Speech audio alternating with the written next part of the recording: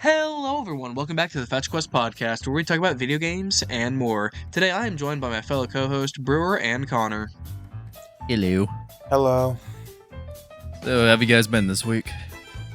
Doing great, man. I just got I'm getting done with my finals for the semester. I just went on a jog recently, and God, it felt so good to just move around, especially back home. Gamer doing exercise. No way in hell that's true. No, nice. I've been trying to, do something like that, too. I've actually been working on this really cool exercise called wave dashing. It's really cool. Bro, there's no way you're working on an exercise called the wave dash. That's impossible. Nothing is impossible if you put your mind to it, guy. It is impossible, Connor. There's no GameCube controller plugged into you. Oh, God. That brings us to today's topic. Good movement in video games. What is it? How good is it? What's bad movement? Why does movement feel so satisfying? It's all answered in today's episode. So, boys, I want to ask this right now. What's our definition of good movement in video games? Because I know that varies from person to person. I'd say for me, it's movement that while I'm playing through the game, for one, doesn't make me have to constantly look down at my controller. Two, it just feels good. Like when I'm moving through it, I'm like, oh man, I'm moving. It's just satisfying. Three, it's not something I'm gonna be noticing, so I'm not gonna be like, oh man, I keep sliding off. This movement drill shit. Just I can maneuver myself through the level, and just a way that's really satisfying and unique, offers me a lot of variety. Yeah, that type of stuff. Yeah. Connor, what about you?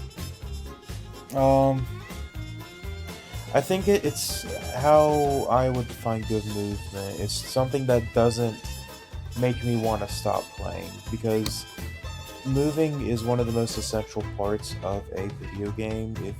If that is something that is not good, why do I want to, play your video game? It is not everything. There are games that can have simple movement, and that's fine. For example, I've been playing One Shot recently, and that movement is incredibly simple. It's literally just two directions. I mean, for RPG Maker games like that, movement isn't the main objective. It's more so just it's a tool to get you to the location for the next purpose of the story. Yeah, and that's the point I'm making. It's simple movement, but it's not bad. Bad movement is something that can be really dangerous to a game, because if I'm not even having fun moving around, why am I going to have fun with the rest of your game? So it'd be something that's a hindrance to you, tank controls in a lot of older games. The only game that I think has ever pulled off tank controls in a semi-satisfying way is Resident Evil 4, the original one. Mostly because of how they positioned the camera. But most other games that do tank controls just feel like utter ass to play. It's oh man, I want to go to the left. I gotta hold left, rotate my character, press forward, and then I'll start moving in that direction instead of I press left, I go left. It's a lot of 3D platformers, N64 era, just when a lot of 3D games started coming out. Mario 64 had to figure it out from the gate. Is oh, you press left, you go left. It feels good. Bubsy 3D did not figure that out. You press left in that game, you turn left, and then you gotta press forward to actually go in that direction. Don't hate on my dude Bubsy 3D. Oh no, I'm hating on Bubsy, the most beloved gaming character of all time. Bro's my goat. He's all our goats. Unfortunately, he has no good games. He has great games. Because he's Bubsy. What is he, a bobcat? Bubsy. No, he's Bubsy. He's Bubsy, you're right. But yeah, that's a good point though. It's the controls have a very big part in satisfying movement, and if I were to give my definition of it, I would say it's movement that you feel like you're making. It has good response. if you hit a certain control, then the game does it receives that control and does it very quickly, and to a point where it's like you can transition other controls into one another to make it feel like you're to make the movement feel fluid. You know what I mean? I think it needed to have a balance between giving the players control versus what the game helps you with. Like for aiming and stuff, you want to get to a certain platform.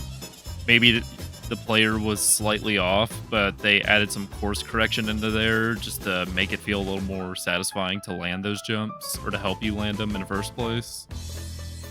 But then you don't want it to be too much like of an auto runner at the same time. Exactly. Or maybe the game, you want it to be frustrating. That's the goal. Sort of like Getting Over It with Benefati. That one's like meant to be frustrating in all the possible ways. Yeah, that game does not have good movement, but for a reason. Yeah. Oh god, that game is just... Holy shit, I have so much to say about that game, but that's a really good example of it, of just bad movement by design. Like, it feels restricting in a way. I would say another good example of like restrictive movement to make you feel like kind of, how do I put this? Frustrated? Yeah, it makes you frustrated. I would probably say some 2D fighting games. Like, hear me out. You don't want, like... Say what? No, I was saying, I'll let you cook. So a game like Mortal Kombat is restrictive on its movement because there's already enough, like, characters that have good pressure up close. So imagine having characters, you know, with... imagine having, like, a really high movement system to where it feels like you can't do anything because you're always like getting schmixed. That's why I have a really big problem with Dragon Ball FighterZ, is because that game is way too fast for a 2D fighter, and it's a touch of death game. You know what I mean? Especially because there's like instant transmissions behind you. Yeah, exactly. I mean, you can predict that. The couple of times I've played it, like I've done that, I'd be like, oh, you're about to transition behind me now, and then I just smack them, or I just get ready to block. A lot of times, that game's really fast. But I mean, that goes for a lot of anime fighters in general. Yeah, of course. But that doesn't mean, like, 2D fighters have to be bad movement. So, like, one game that has some of my favorite movement of any video game is Super Smash Bros. Ultimate. That goes into the platform fighter, which that's a whole another can of worms. Oh, yes, it is. Holy shit. I feel like platform fighters kind of have to rely on their good movement for, like, good gameplay, if that makes sense. Yeah, because they don't have a lot of the like super complex combo routes in the traditional way of like hit the series of buttons and then like do these executions in order. More so like depending on where you're spaced at, I think depending on what the stage is, what platforms you have for a setup, maybe where you are, how close you are to the ledge, that can depend on what combos you have to think up at the moment, instead of just trying to rely on muscle memory, which I mean you still do, but not to the same degree. I think it's a lot more situational. For sure. But that's also like a big reason to why like Smash competitively is the way it is right now.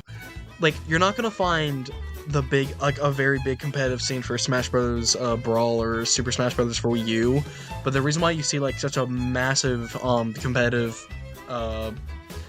scene for Super Smash Bros. Melee is because of the movement that goes along with that game.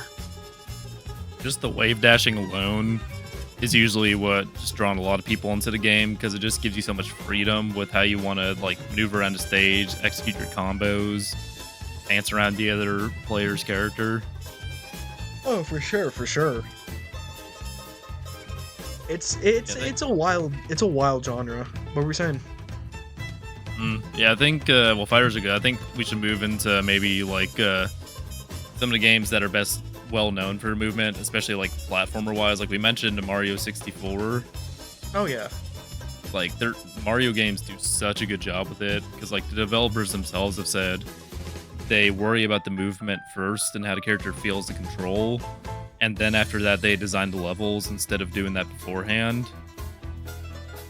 Because when you I pull think off that's like a perfect triple jump in Mario, or like you dive into your cap and like just make it in Odyssey, usually that's on purpose with developers because they've given you the options and they've set up the playground perfectly to go in with those options. that's extremely important in my opinion. Is how fun Mario games are and their movement especially, and I feel like the levels just wouldn't work as well if if the movement was not set beforehand, like you said, with Yeah. how they design it. Because there's so much that's added into like Mario himself, like with his voice. Let's say you're doing a triple jump. For a normal jump, Mario's just gonna go give you a little ha. But then you chain a second jump into that with good timing, he'll go who? Or wait, no, he'll go ha ha.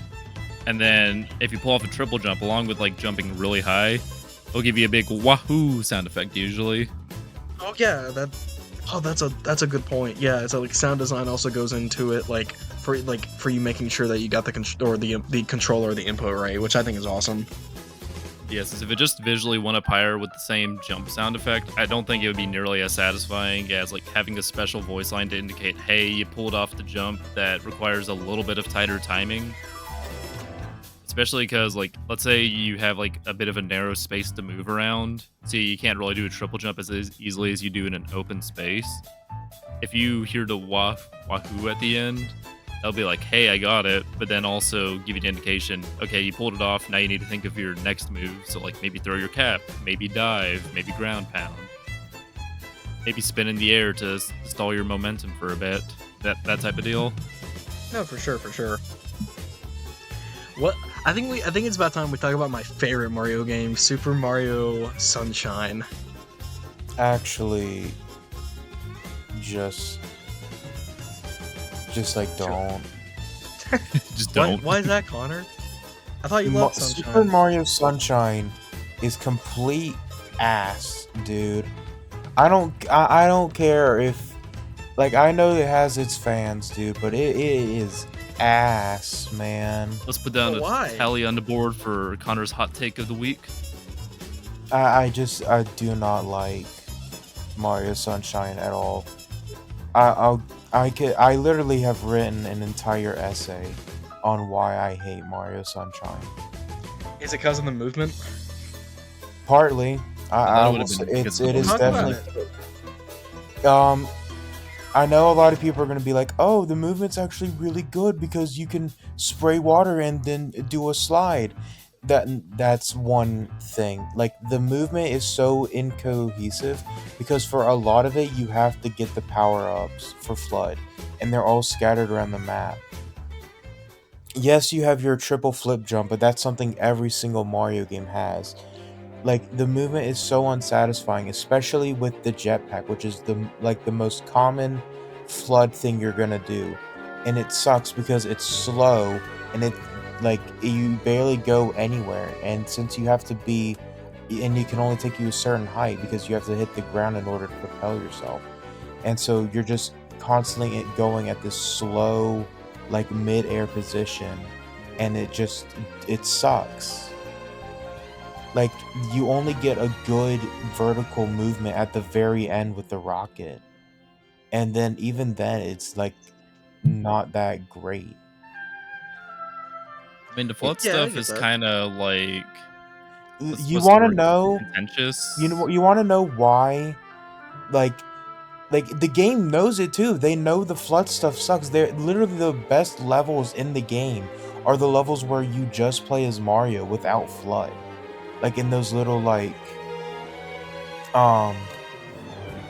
those little, levels, like, you can go into, and then freaking Shadow Mario steals FLUDD.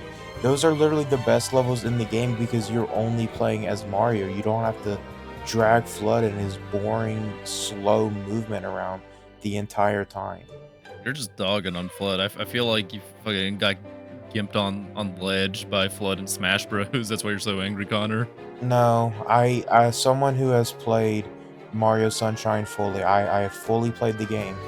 I hated it every single moment because I was stuck with that stupid like incredibly boring movement of FLUDD.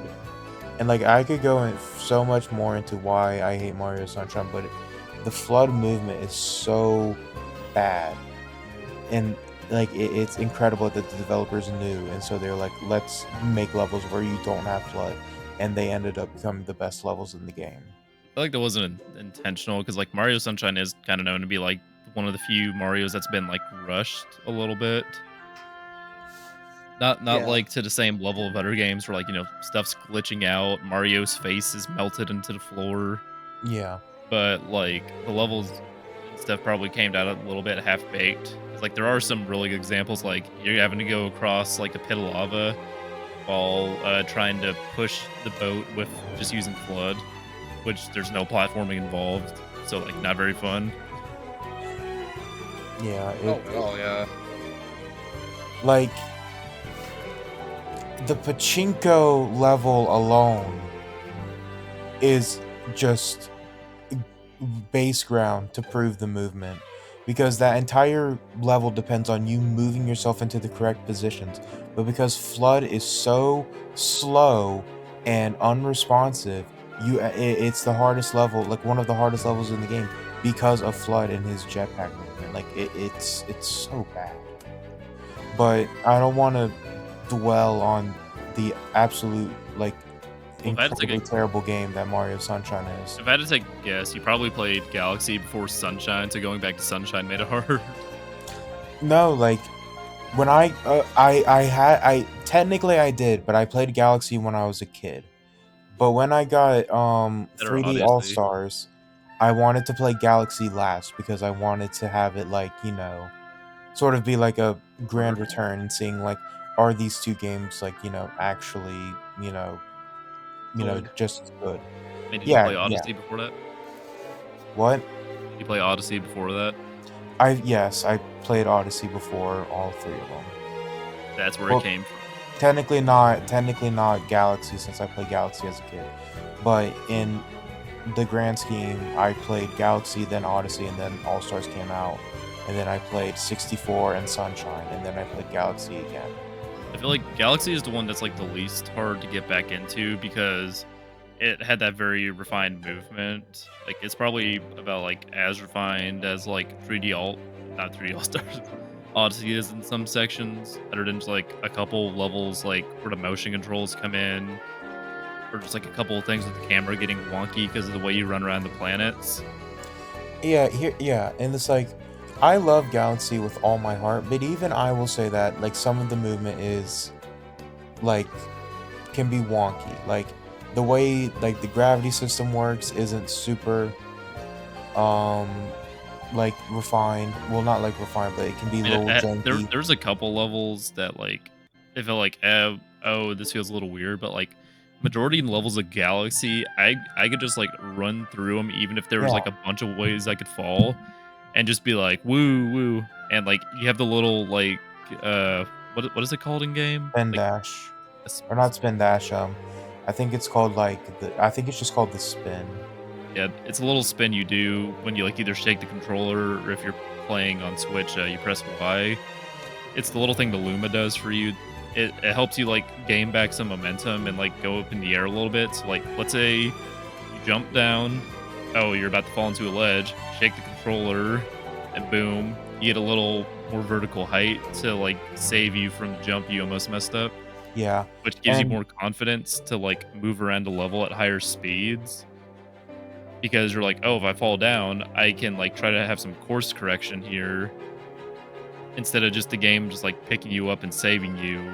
It gives you the tool to like save yourself. yeah. As someone who plays Galaxy once a year, because I love that game as like incredibly so, I always try to play it faster. And like the spin is so like, it's simple but it's good, because it's simple. It just raises you up a little bit, and it can give you back some momentum, if or it can completely halt your momentum if that's what you're looking for.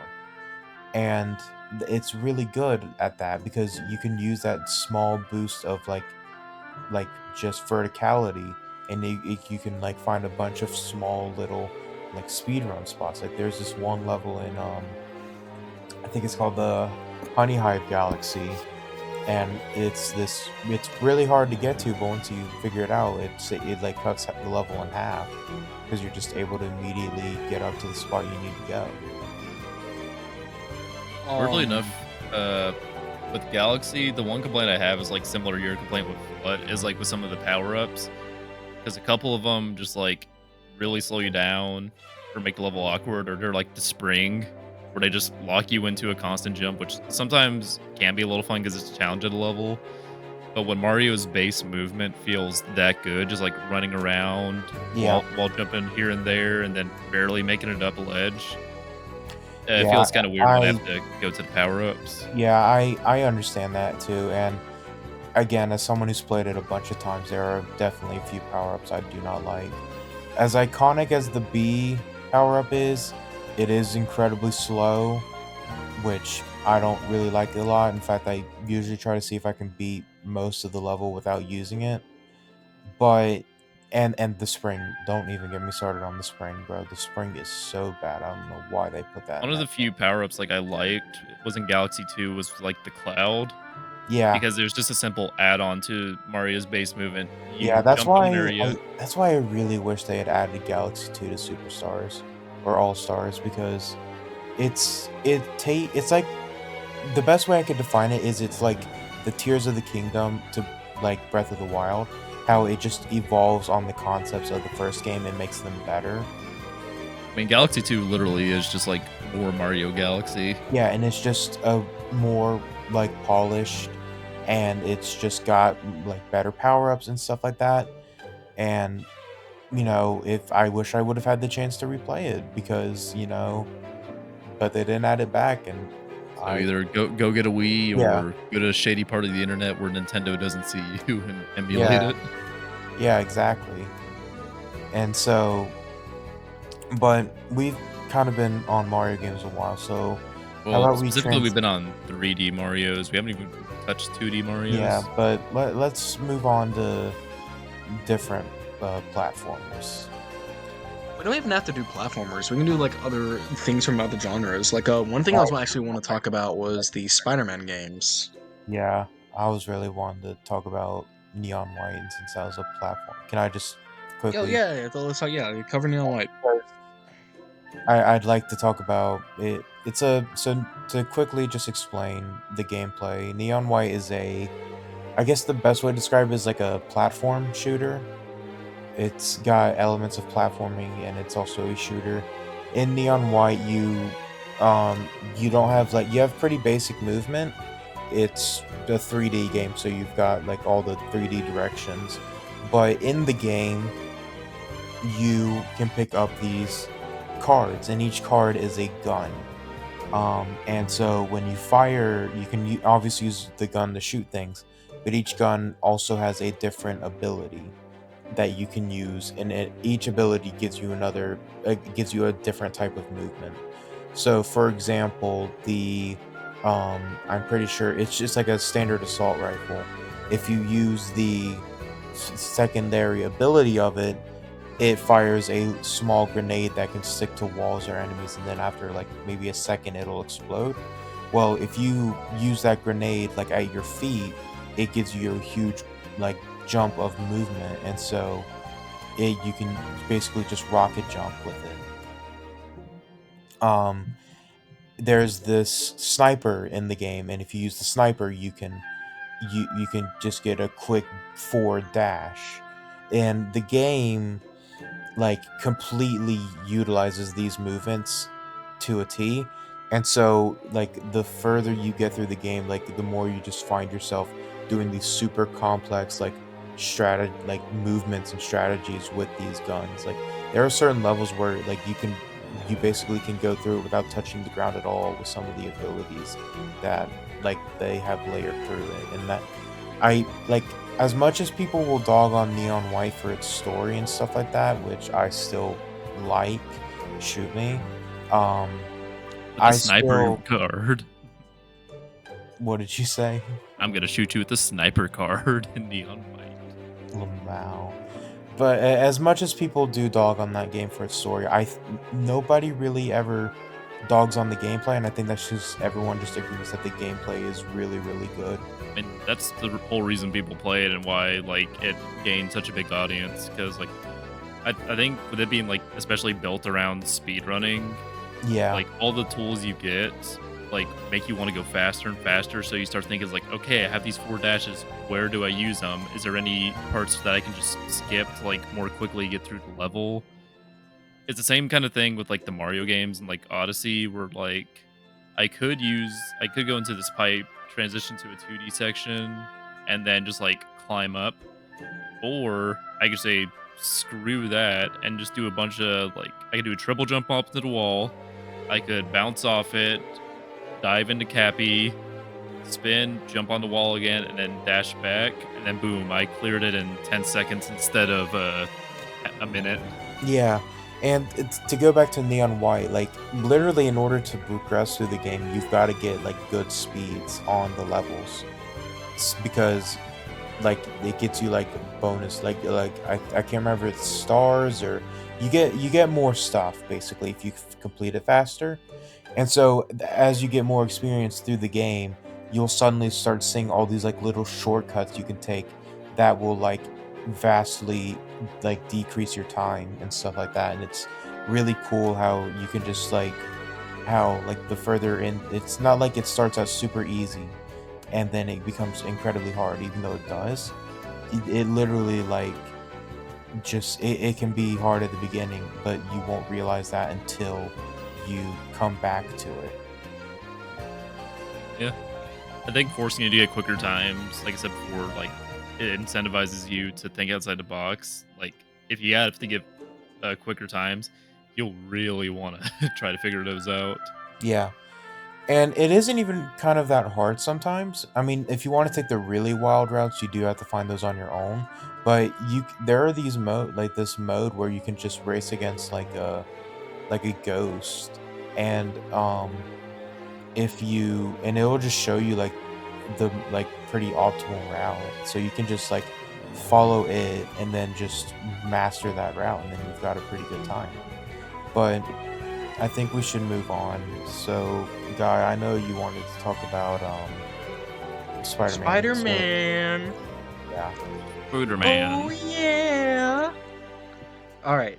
So now we get to talk about Spider-Man, preferably Spider-Man 2018 and Miles Morales, because I have not played Spider-Man 2 yet, nor have I played the old Spider-Man games. I know, shoot me a new one. So, one thing I really want to talk about with this game particularly is that the game has a great balance of action and flying and going through New York, which I feel like a lot of games nowadays could learn off of. So, like, how you swing in Spider-Man and Spider-Man Miles Morales is that you have to jump into the air and press right trigger. From there, you can just swing, let go right trigger, and then press right trigger again for a swing. It's as simple as that. But because of how the game works with its systems and mechanics, you can do a lot with it. Not just that, but it's fluid, and it makes sure that like your input is read and that you know what you're doing. You know what I mean? Yeah, Yeah. yeah. I think But when you're swinging what's up? around, it feels like really free. To where like you're just swinging around, then you like time when you let off, and then to like when you swing around a building, Oh, for just sure. really give you like a sense of, oh man, I'm going through this really fast. It's like, what can I do to get to this area quicker? Oh yeah, and Yeah. it's like, oh god, one of my favorite parts about that game is just like not even doing side quests or anything, but just swinging around because of how good the movement feels. And one thing Yeah. I also want to talk about as well with the right trigger is that it's also your run button and get across obstacles button. So like one of the first tutorials in the game teaches you that if you move in any direction on the ground and hold the right trigger, then not only will Peter slash Miles dash, but they will also like just parkour over everything. And they officially call it the parkour button. And the game is built around that to a point where Spider-Man will just automatically move around and across different things in his way if you hold that button down. And though it is simplistic, it feels so good. Oh yeah. Really makes But you feel like Spider-Man. it makes you feel like Spider-Man. But that's one thing I do want to copy IGN. True. I don't know, man. Spider-Man really does make me feel like it makes me feel like I can swing around with the exaggerated swagger of a black teen. Well, that one's GameSpot, I think. That is GameSpot, but still, the reviews for that game are awful. But the point that I'm trying to make is that those games have a very good balance of making sure you have satisfying movement and making sure that also applies with the action, because the way you swing from New York all the way to a side quest is it's smooth like butter. I don't know how to describe it, but it does it in a way where it doesn't feel like you're taken out of the action, and it feels like it's kinetic, if that makes sense. Even in like the fighting in the game is super good in the sense of like you can move in so many different directions and different ways that as long as you like have a pretty good grasp of the mechanics, then you are able to utilize the game's mechanics to your fullest through the movement. And people who have played the game will know what I'm talking about with this one, but going from a sick combo that you do to one person into a finisher and then web slinging kicking into someone else within the span of like 5 seconds is perfect.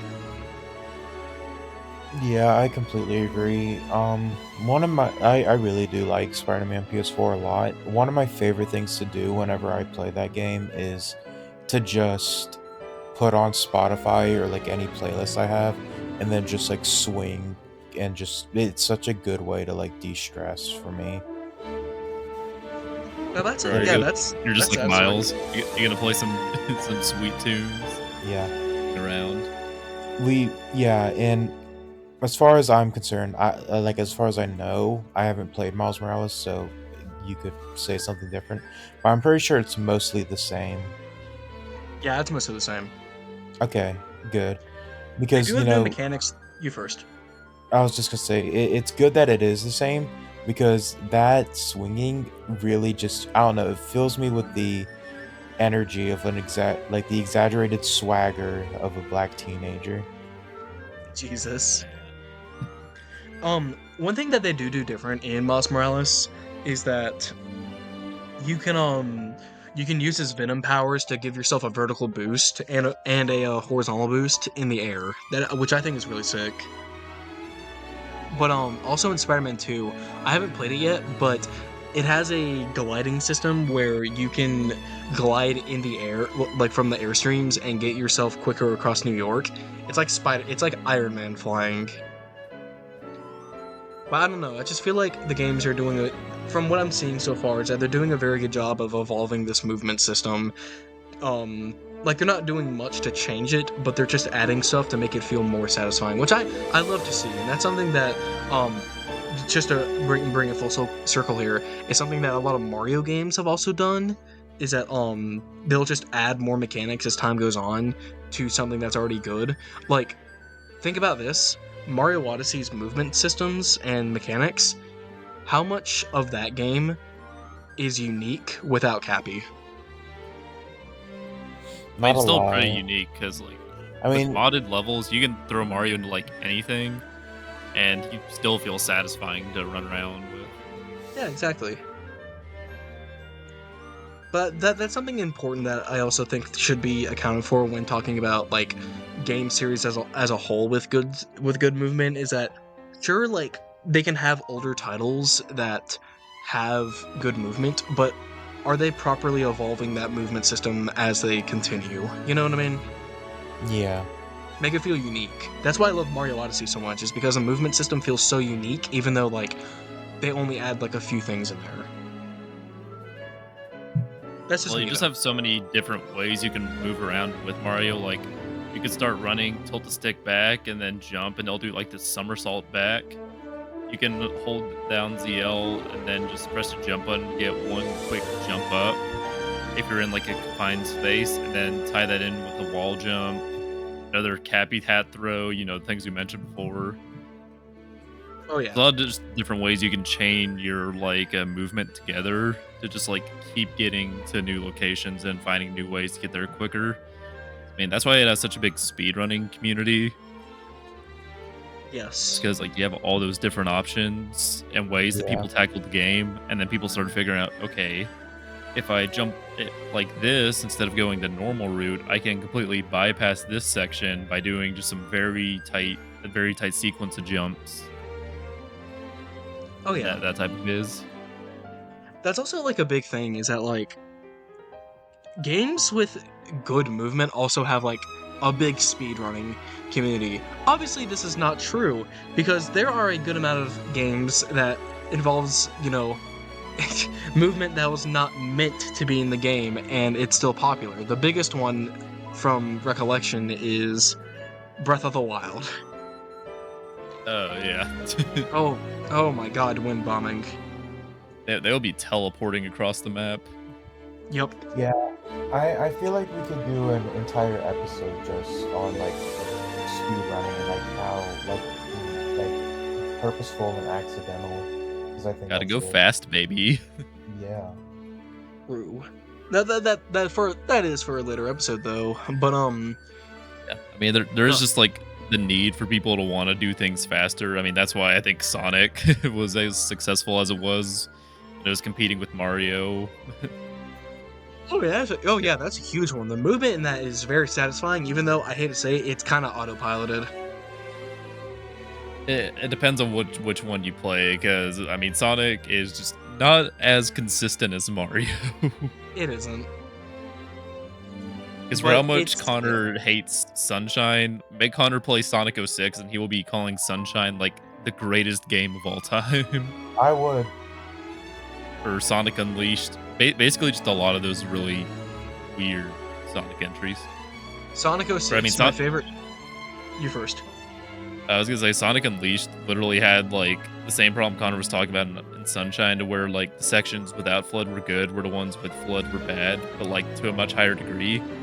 You had levels where you played as normal Sonic that people like, and then you had the sections in Unleashed where you turned into Sonic's persona and then like do a bunch of weird strikes and stuff on enemies instead of going fast.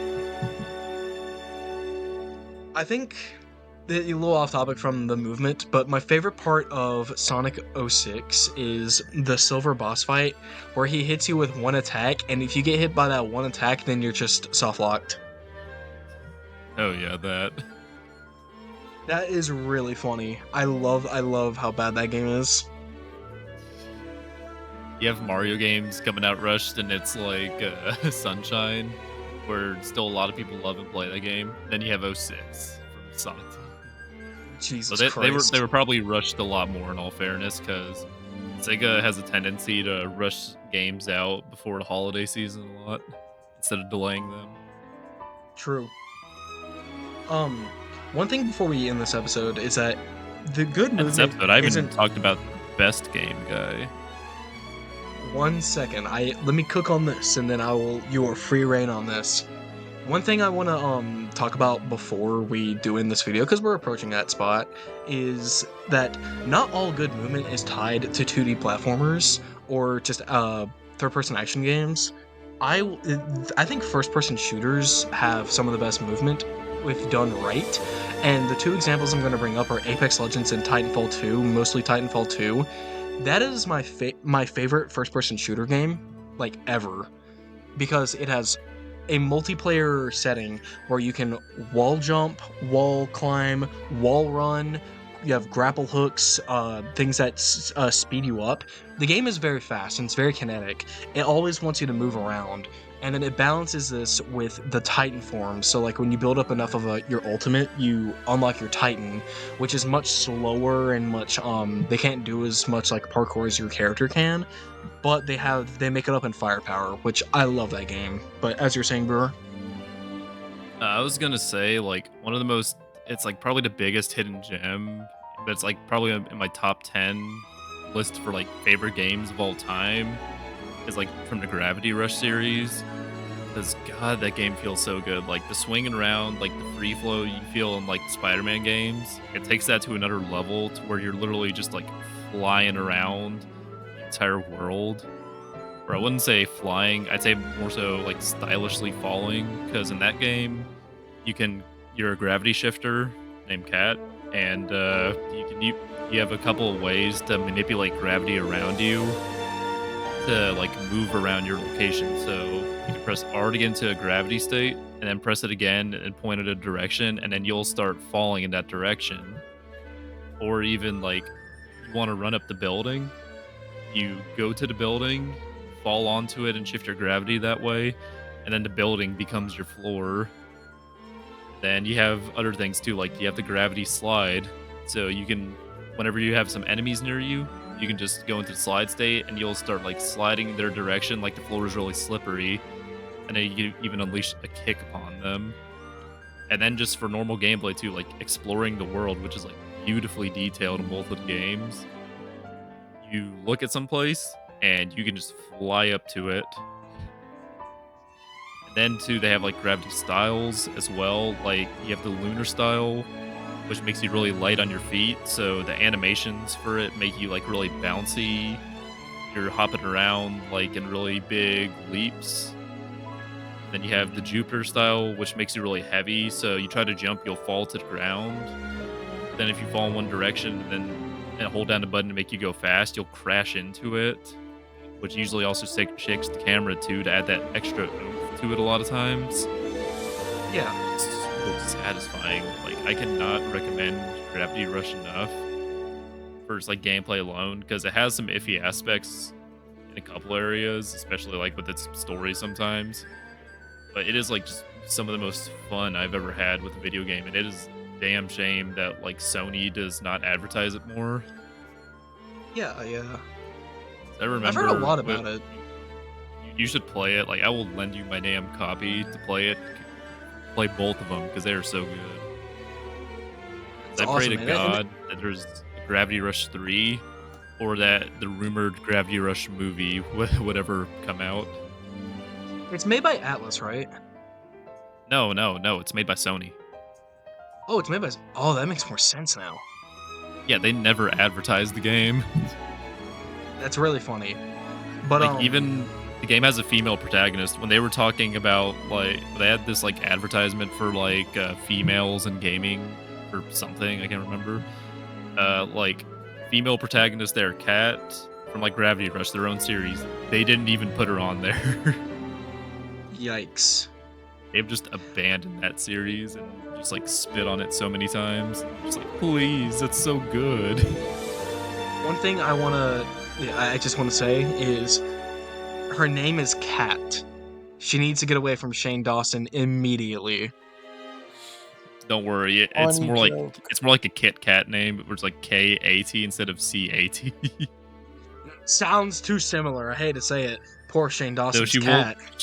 She will need to fly away because she does have a pet cat, which is why she's named Cat. And that's what's up. Because in the Gravity Rush universe, you're named by whatever pet you own. So, like, there's this girl, Raven, that has a pet Raven. Yeah, they're very creative with the names. That sounds awesome. But, yeah, Connor, I know you wanted to talk about a game. Play Gravity Rush. Yeah, of course. That's awesome, man. Like, they do, like, I know they do, like, a very unique take on movement, so that's very interesting to, like, see from Sony, especially since it's anime styled, so I feel like... And Sony doesn't really do that anymore, which I think is interesting. I'd say more, like, comic book styled. Like, cell shading as well. Cell shading, yeah, that's a good one. Yeah, what's up, Connor? I know you want to talk about Gahame. We're approaching our end time. So I was just gonna say, I think those are pretty good closing points. So, I say we should just end it there. All right. So with that, yeah. Make sure to move your way on over to that like button and press it. Make sure to comment how you were going to play Gravity Rush. Whoa. Do we actually, like, do you guys want to do, like... official closing statements, or like just end off there? I think we're good. I think we could end it off here. Yeah, I think we're good. Okay. I'll let y'all continue.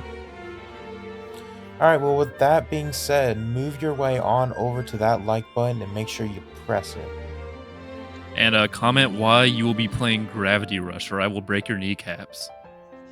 Move towards that subscribe button like you want to move in all these movement video games.